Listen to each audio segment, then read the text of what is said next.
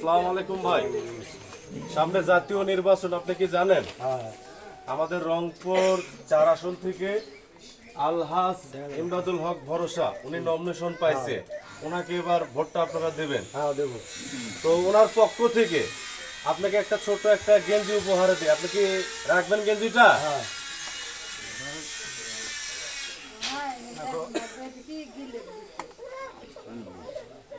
আলহাজ ইমদাদুল হক ভরসার পক্ষ থেকে আপনাকে গেঞ্জি উপহার।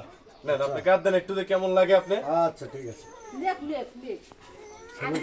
ছবিটা বাইকের দেখাও।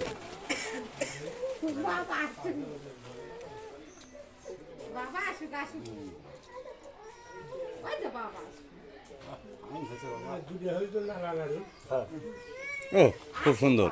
যাক, আপনি কি ভাই খুশি? হ্যাঁ খুশি, অনেক খুশি। এখন ভোট দেবো বিএনপি ইনশাআল্লাহ। ইনশাআল্লাহ।